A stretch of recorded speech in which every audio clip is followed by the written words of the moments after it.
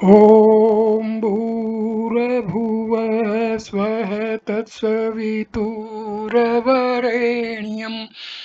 भर्गो देवस्य धीमहि धियो यो नः प्रचोदयात्। ॐ शान्ति शान्ति शान्तिः।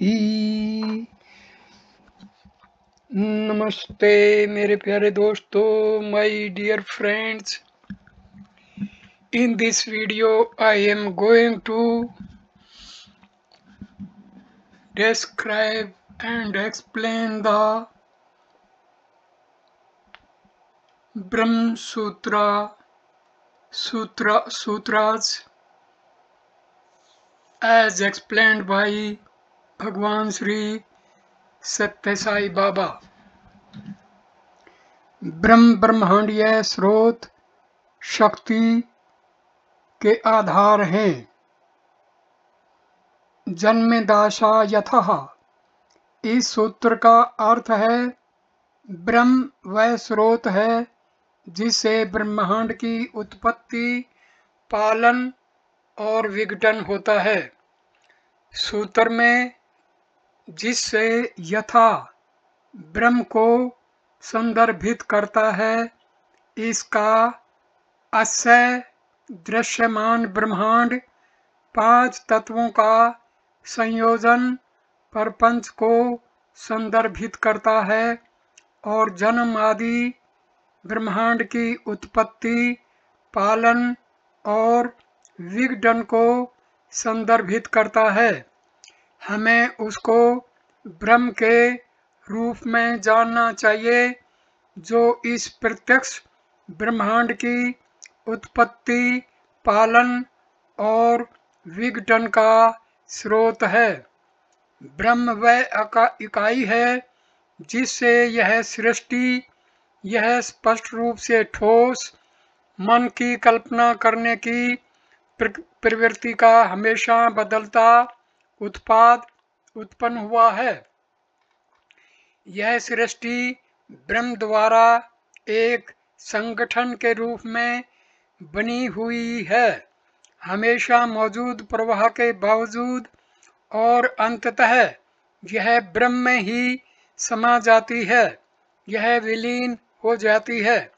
क्या ऐसा कोई नहीं होना चाहिए जो इस सृष्टि के किसी प्रकार के नियंत्रण और विनियमन की योजना बनाए और निर्णय ले?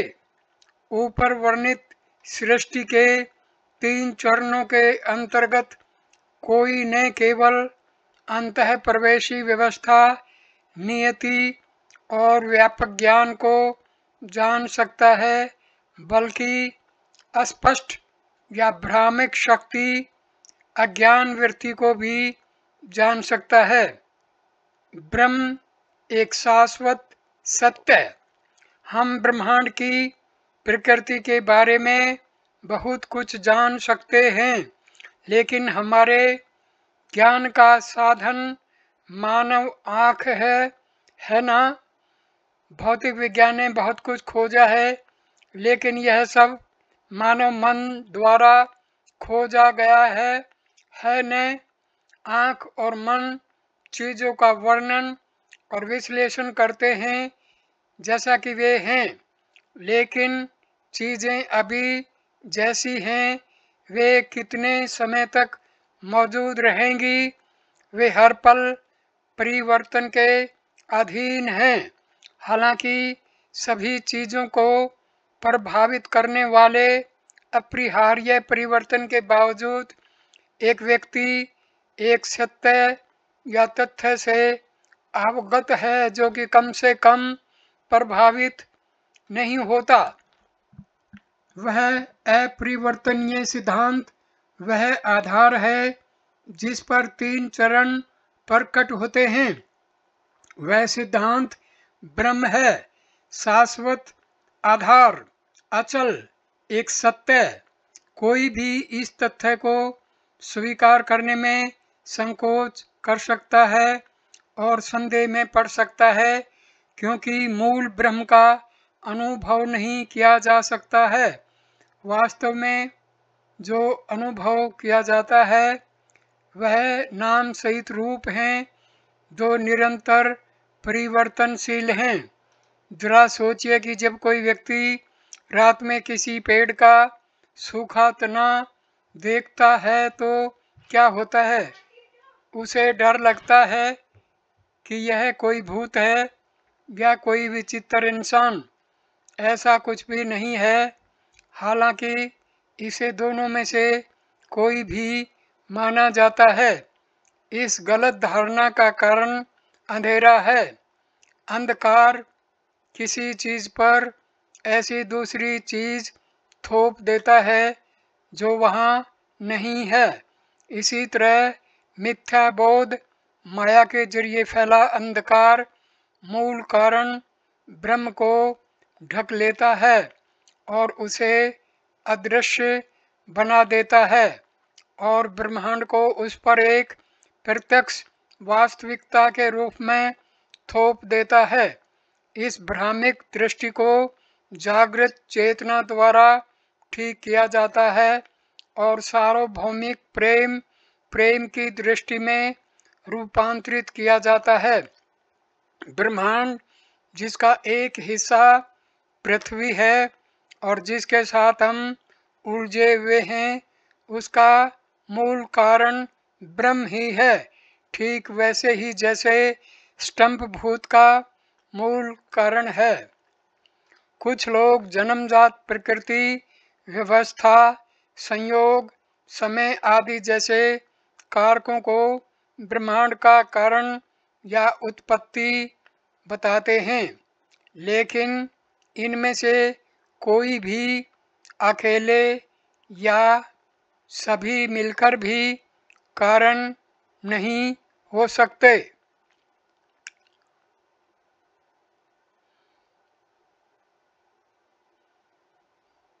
क्योंकि ये निष्क्रिय हैं, इच्छा या पहल करने में असमर्थ हैं। यहाँ तक कि व्यक्तिगत आत्मा भी सुख दुख, विकास, अक्षय और जन्म मृत्यु के बंधनों से बंधी हुई है। इनमें से प्रत्येक कथित उत्पत्ति आश्रित और आकस्मिक है, इसलिए उन्हें प्रकट दुनिया के कारण या उत्पत्ति के रूप में स्वीकार नहीं किया जा सकता है। ब्रह्म सभी कारणों का कारण है। इस सूत्र का उद्देश्य हमें उन सभी चीज़ों के वास्तविक आधार की खोज की ओर ले जाना है जो है, था और होगा। यह सर्वोच्च सिद्धांत को प्रकृति, अस्तित्व और ब्रह्मांड के व्यवस्थित व्यवहार के साथ साथ इसकी पूर्ति के कारण के रूप में घोषित करता है। भौतिकी पदार्थ की जांच कर सकती है और बता सकती है यह कैसे बनता है, लेकिन यह जांच नहीं कर सकती और खोज नहीं कर सकती कि यह इस तरह क्यों बना है। निश्चित रूप से प्रत्येक कार्य या घटना के लिए एक कारण होना चाहिए। न तो परमाणु, न ही आत्मा और न ही उनका अभाव उस कारण के रूप में माना जा सकता है। सत्ता को विषय और वस्तु, ज्ञेय और ज्ञेय दोनों में से परे होना चाहिए। परंतु जब हमें असीमित सत्ता या ब्रह्म को चित्रित करना होता है तो वर्तमान में प्रयुक्त होने वाले शब्दों का प्रयोग करना आवश्यक हो जाता है, जैसे कि सृष्टिकर्ता, प्रभु, ईश्वर, ईश्वर और ब्रह्म।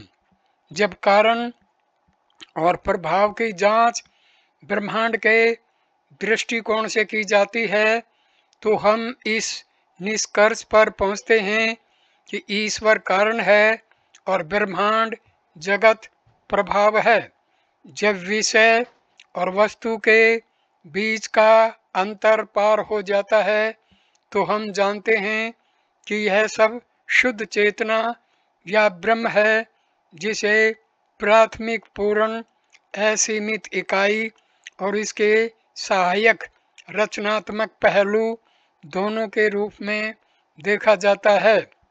वह शब्द ब्रह्म के साथ साथ ब्रह्मांड और ब्रह्म में विलय का आह्वान करता है।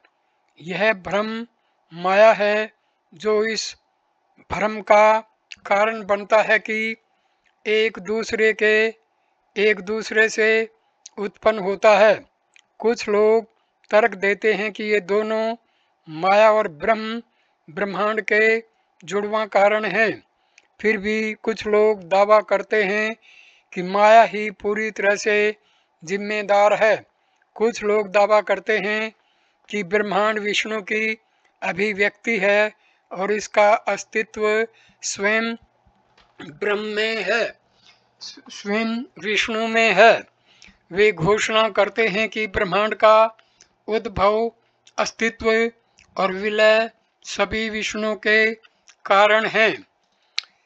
5 प्राकृतिक या व्युत्पन्न विशेषताएं। बेशक ब्रह्मांड में कुछ भी बिना किसी निर्माता के नहीं बनाया जा सकता, तो फिर ब्रह्मांड के निर्माता की प्रकृति क्या होनी चाहिए? निर्माता के पास असीमित शक्ति, असीम महिमा और पूर्ण सर्वज्ञता होनी चाहिए।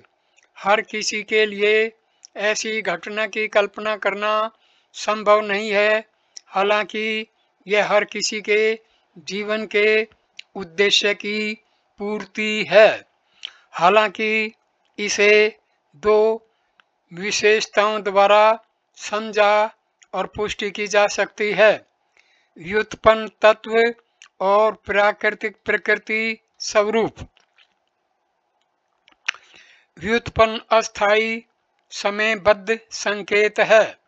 यह सही तस्वीर या दृश्य प्रदान नहीं कर सकता, बल्कि केवल संकेत और झलकियां ही प्रकट कर सकता है।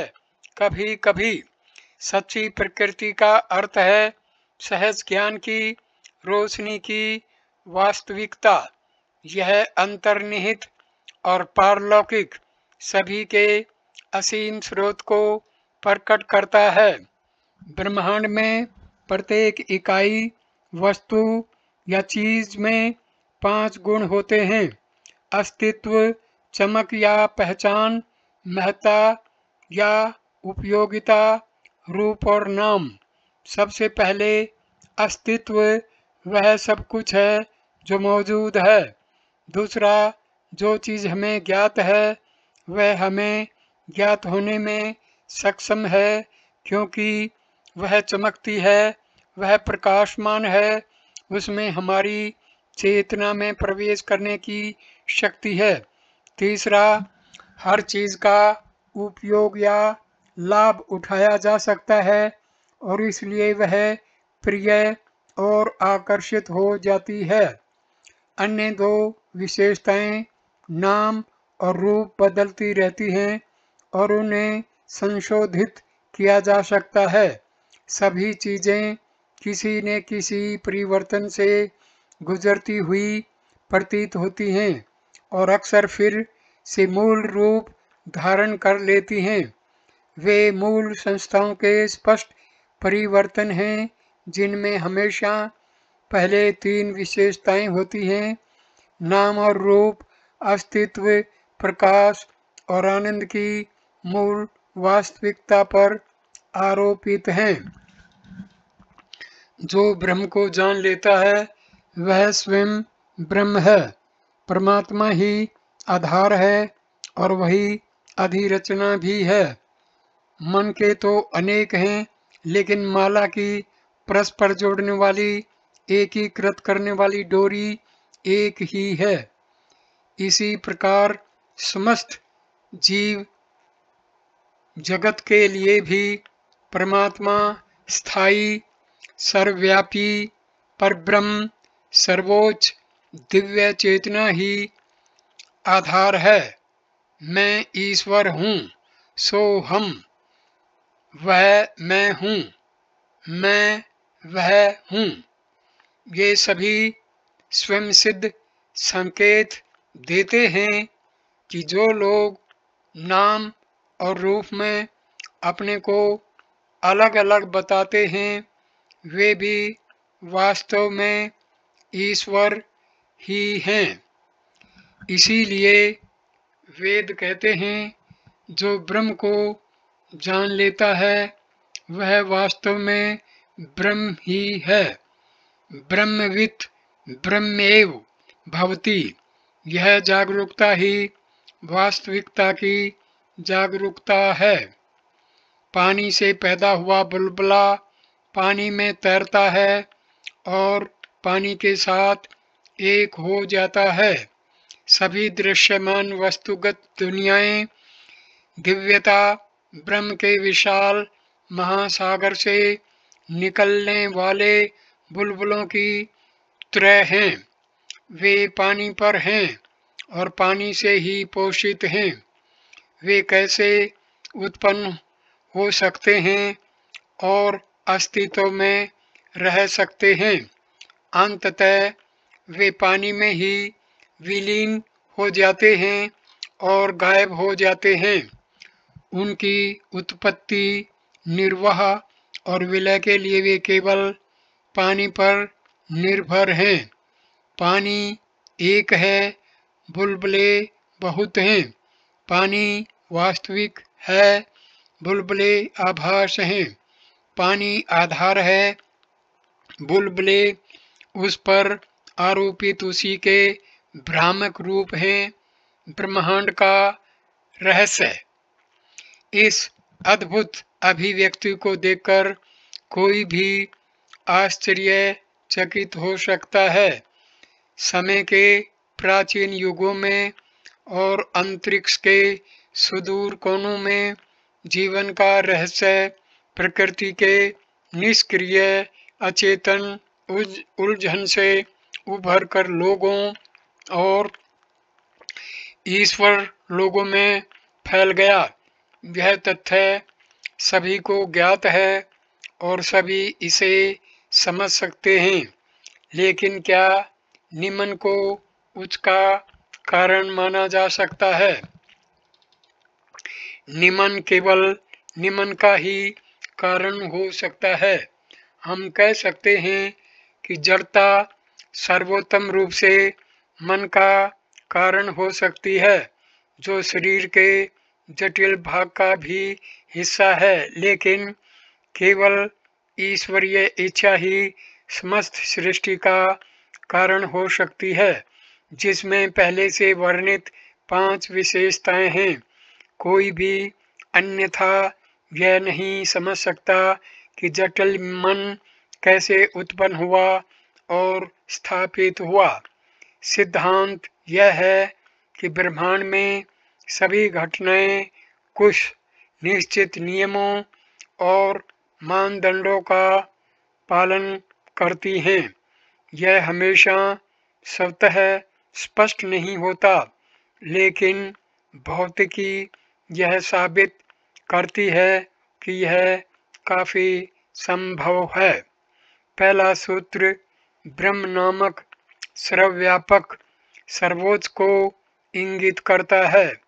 यह दूसरा सूत्र उसी ब्रह्म को दूसरे रूप में दूसरे पहलू के माध्यम से वर्णित करता है।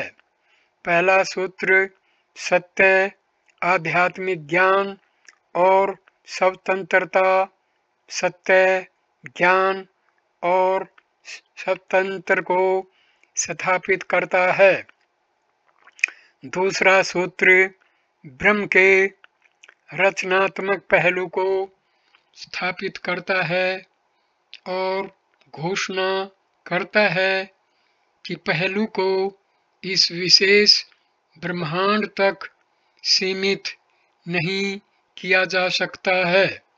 धर्म का मार्ग। प्रत्येक का अपना धर्म या जन्मजात विशेषता, व्यक्तित्व या प्रेम विशेषताएं होती हैं। यह नियम घास के पत्तों और सितारों पर समान रूप से लागू होता है। ब्रह्मांड एक निरंतर प्रवाह नहीं है। यह गुणों और परिस्थितियों में समग्रता प्राप्त करने की दिशा में निरंतर प्रगति करता है। व्यक्ति स्वयं के प्रयास और विवेक के माध्यम से वर्तमान स्थिति से खुद को बदल भी सकता है। ब्रह्मांड में व्याप्त नैतिक शक्तियाँ निश्चित रूप से हमारी उपलब्धि को बढ़ावा देंगी, लेकिन लोग इनका लाभ उठाने और खुद को ऊपर उठाने के लिए सर्वव्यापी भ्रम में इतने डूबे हुए हैं, वे दुनिया में शांति और सद्भाव के मार्ग से अवगत नहीं हैं। वे अच्छे को पकड़ने और बुरे से बचने में सक्षम नहीं हैं। वे खुद को धार्मिक मार्ग में स्थापित नहीं कर सकते। वह जिससे इसकी उत्पत्ति आदि हुई है, वह जिससे यह व्यक्त जगत अपनी चर अचर सत्ताओं सहित उत्पन्न हुआ है, वह जो उनकी प्रगति को प्रेरित, प्रोत्साहित और पोषित करता है, वह जिसमें वे अंततः लीन हो जाते हैं, उसको तुम ब्रह्म जान। तैत्तिरीय उपनिषद घोषणा करता है, यह अथो वा इमानि भूतानि जयन्ते येना जथानि जीवन्ति यत् प्रत्यन्ताभिनि संविशन्ति थर्ड विजिजास्व थर्ड ब्रह्मेति। जिससे वे उत्पन्न होते हैं, जिससे वे जीते हैं और जिसमें वे विलीन हो जाते हैं, वह ब्रह्म है। ब्रह्मांड के परस्पर विरोधी सिद्धांत। ब्रह्म को इस प्रकार स्थापित करने वाले अद्वैतवादियों में ब्रह्मांड के कारण के बारे में बहुत मतभेद और गहरे मतभेद हैं। कुछ लोग मानते हैं कि ब्रह्म ही कारण है, दूसरे कहते हैं कि यह मोह माया के खेल के कारण होता है। दूसरे इसे ब्रह्म और मोह दोनों के संचालन का परिणाम मानते हैं। कुछ अन्य कहते हैं कि यह केवल विष्णु से उत्पन्न होता है, उन्हीं में विलीन होता है और उन्हीं द्वारा संरक्षित होता है। कुछ कहते हैं कि ब्रह्म के बारे में कथन केवल संकेत मात्र है, ब्रह्मांड के पीछे के सिद्धांत को समझने के लिए एक संकेत मात्र है। ब्रह्म के अनंत पहलू और अक्षमताएं हैं और सृजन करना, निर्मित को संरक्षित करना और उसे स्वयं में समाहित करना उसकी झलक पाने के संकेत हैं। दूसरों का मानना है कि मन ही सृष्टि का कारण है, क्योंकि पदार्थ और सभी पांच तत्व मन द्वारा प्रक्षेपित संरचनाएं मात्र हैं और मन स्वयं जड़ प्रकृति का रूपांतरण है। मन की कार्य प्रणाली को समझा नहीं जा सकता। एक सर्वोच्च चेतना है और उसी ने इस सृष्टि का निर्माण किया है। ये सभी विभिन्न विचारकों द्वारा अपनी बौद्धिक तीक्ष्णता के माध्यम से गढ़े गए अनुमान या सिद्धांत हैं। वैज्ञानिकों ने अपने अपने तरीके से जांच की है और विभिन्न निष्कर्षों पर पहुंचे हैं। वे बताते हैं कि समय ही ब्रह्मांड की उत्पत्ति का कारण है और समय ही एकीकरण और विघटन के माध्यम से इसे बनाए रखता है और अपने में समाहित करता है। तो सब कुछ प्रभाव है और समय द्वारा नियंत्रित होता है। कुछ लोग पूरी प्रक्रिया को चीज़ों की आंतरिक प्रकृति और प्रकट होने की उसकी इच्छा के लिए जिम्मेदार मानते हैं। प्रत्येक चीज़ अपने वास्तविक स्वरूप को अपने तरीके और समय में प्रकट करती हैं। उदाहरण के लिए, जब आम का बीज बोया जाता है तो वह आम का ही पेड़ पैदा करता है। बाघ के गर्भ से केवल बाघ का बच्चा ही निकल सकता है, बकरी का बच्चा नहीं। इस प्रकार हम पाते हैं कि बहुत प्राचीन काल से ही सृष्टि की उत्पत्ति के बारे में विभिन्न प्रकार के विरोधाभासी सिद्धांत प्रतिपादित किए गए हैं। फिर भी कोई भी यह परिभाषित करने और घोषित करने में विफल रहा है कि इसका सटीक कारण क्या है। ईश्वर सर्वोच्च निर्माता, ब्रह्मांड का स्वामी। ब्रह्मांड एक शानदार आश्चर्य है, निरंतर ब्रह्मांड का स्रोत है। यह किसी को भी सर्वोच्च चमत्कार के रूप में प्रभावित किए बिना नहीं रह सकता, चाहे वह कोई भी हो।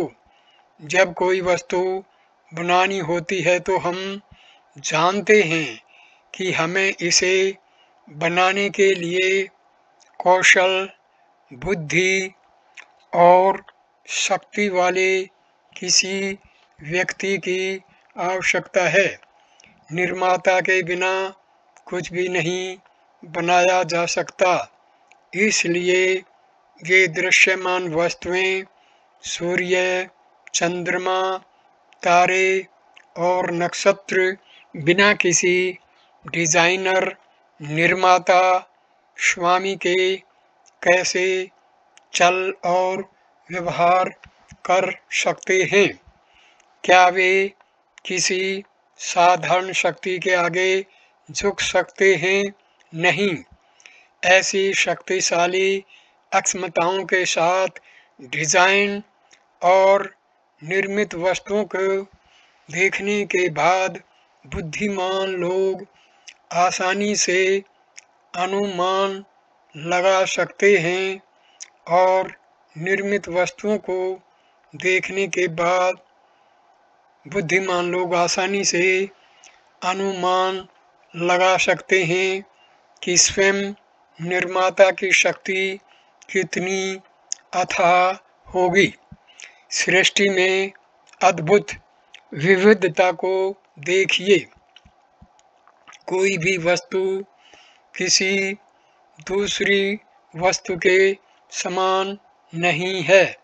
कोई भी व्यक्ति किसी दूसरे व्यक्ति जैसा नहीं है। यह केवल उस असीम महिमा वाले ईश्वर की लीला हो सकती है। कोई भी व्यक्ति समझ सकता है कि कोई भी कम शक्ति इसका स्रोत नहीं हो सकती। सृष्टि में जो रहस्य छिपा है उसके आधार पर कोई भी व्यक्ति उस सर्वशक्तिमान शक्ति का अनुमान आसानी से लगा सकता है जिसने इसे बनाया है। जो लोग सृष्टि के रहस्य को उजागर करने में असमर्थ हैं वे कभी भी सृष्टिकर्ता के स्वरूप को उजागर नहीं कर सकते। ब्रह्मांड ईश्वरीय इच्छा की अभिव्यक्ति। सृष्टि या ब्रह्मांड ब्रह्म में निहित इच्छा की अभिव्यक्ति है। यह सब ईश्वर की इच्छा, संकल्प या योजना है। ऊपर वर्णित अन्य व्याख्याओं को गढ़ने और प्रचारित करने वाले सिद्धांतकार केवल अपना समय बर्बाद कर सकते हैं। तर्क और प्रतिवाद केवल बेकार की बातें हैं या उन्हें पंडितों की विद्वत्ता या विद्वानों की बौद्धिक कसरत का प्रदर्शन कहा जा सकता है। वे उन लोगों की इच्छाओं को संतुष्ट नहीं कर सकते जिनका मन शुद्ध है और जिनकी चेतना स्पष्ट है। सब कुछ ईश्वरीय इच्छा से ही होता है। वह आस्तिकों का दृढ़ विश्वास है। प्रत्येक व्यक्ति अपनी जागरूकता के स्तर से इस मुद्दे पर निर्णय लेता है और सूक्तियाँ इन विभिन्न दृष्टिकोणों का उल्लेख करती हैं और उनकी वैधता पर विचार करती हैं। पक्षी अपने पंखों की शक्ति के अनुपात में ही ऊंचाई तक उड़ते हैं। इसी तरह इन विचारकों ने भी अपनी आस्था और बुद्धि के आधार पर ब्रह्मांड के निर्माता, निरंतरता और पतन पर अपनी व्याख्याएं दी।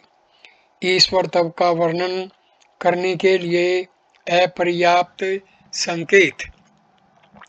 लेकिन इस जांच में सबूत या प्रमाण के रूप में सबसे अच्छा केवल सांकेतिक विशेषताओं पर निर्भर हो सकता है जो हमें बहुत दूर तक नहीं ले जा सकते। केवल वास्तविक विशेषताएं ही सत्य को प्रकट कर सकती हैं। वे हैं सत्य, आध्यात्मिक ज्ञान, असीमितता, सत्य, ज्ञान, अनंतता। ब्रह्म का वास्तविक स्वरूप सत्य है, शाश्वत है। यह सार्वभौमिक चेतना ज्ञान है। यह शाश्वत है, समय और स्थान से परे है। इसके अलावा यह विशेषताएं ब्रह्मांड में हर इकाई जीवित या निर्जीव में निहित हैं। संकेतात्मक प्रमाण अस्थायी संकेत होते हैं जिनके द्वारा कोई व्यक्ति किसी अन्य वस्तु या व्यक्ति को पहचान सकता है जिसे वह जानना चाहता है। उदाहरण के लिए, वह चांद आसमान में एक छोटा सा चाप होता है और कोई उसे देखना चाहता है तो व्यक्ति उसकी ओर उंगली उठाकर संकेत करता है। या जब कोई किसी विशेष तारे को देखना चाहता है तो व्यक्ति कहता है वहाँ इस पेड़ की उस शाखा के ठीक ऊपर। चांद बहुत दूर है और तारा बहुत दूर है।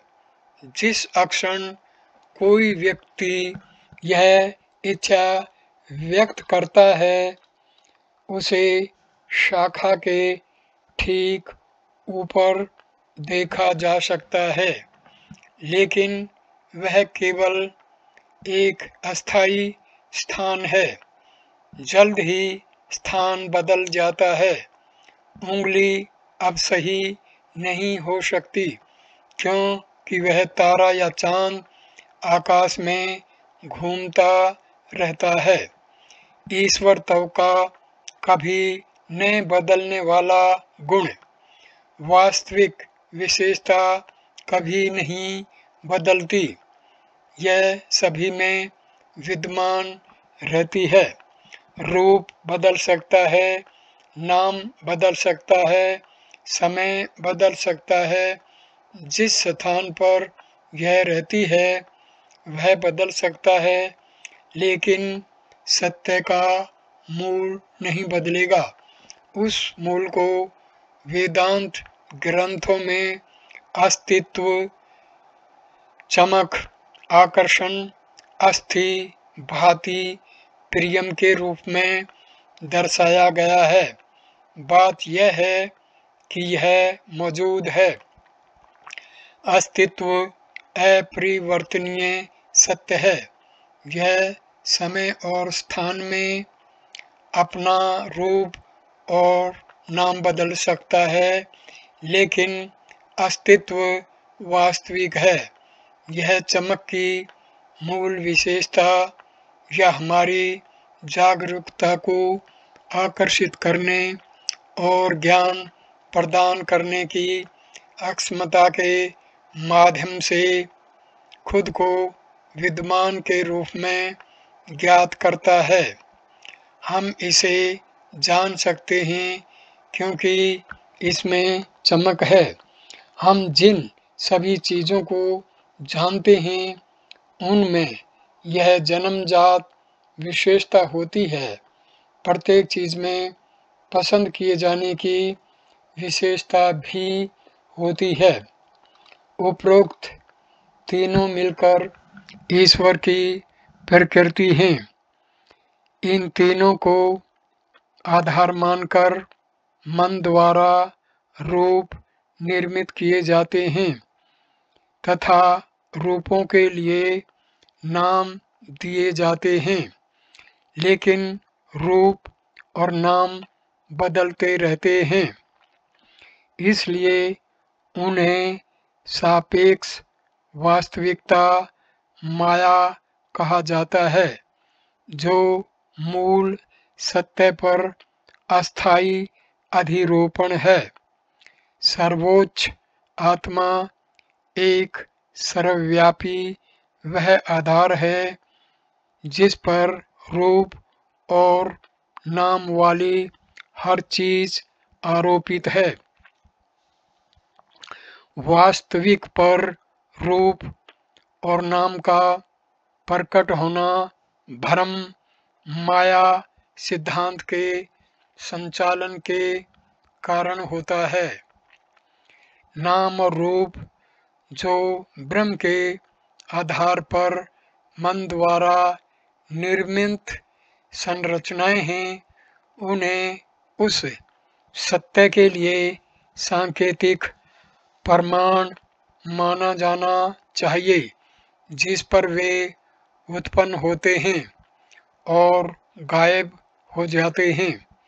ब्रह्म को तभी जाना जा सकता है जब मूल विशेषताओं को जाना जाए। एक बार ब्रह्म को जानने के बाद जागरूकता उस व्यक्ति को ब्रह्म ही बना देती है जो ब्रह्म से परिचित है। ब्रह्मविद ब्रह्मेव भवति, यह आश्वासन पवित्र ज्ञान श्रुति वेदों द्वारा दिया गया है। वास्तव में आधार और उस पर टिकी हुई सत्ताएं, स्वरूप और यथार्थ दोनों ही दिव्य हैं और ब्रह्म द्वारा ही उत्पन्न हैं। इसलिए यदि ब्रह्म की खोज करके किसी के ज्ञान में यह स्थापित हो जाए तो जीवन अपने आप पूर्ण हो जाता है। ईश्वर प्रथम है, मनुष्य अंत में। अस्तित्व, आध्यात्मिक ज्ञान, शाश्वतता, सत्यम ज्ञानम अनंतम। ब्रह्म इस तिपाई पर टिका है। ब्रह्म का बोध ही सत्य का बोध है। ब्रह्म का ज्ञान ही सर्वोच्च ज्ञान है। यह असीमित है, अंतहीन है। ब्रह्म से आकाश, आकाश से वायु, वायु से अग्नि, अग्नि से जल, जल से पृथ्वी उत्पन्न हुई। पृथ्वी से जीवनदायी पौधे उत्पन्न हुए। पौधों से अन्न और अन्न से मनुष्य। मनुष्य प्रक्षेपण की प्रक्रिया इसी क्रम में हुई। पहले ब्रह्म फिर मनुष्य। इसलिए मनुष्य और ब्रह्म का आपस में घनिष्ठ संबंध है। अब मैं इस वीडियो को यहीं पर विराम देता हूँ। वीडियो देखने के लिए धन्यवाद मेरे दोस्तों। नमस्ते, नमस्कार।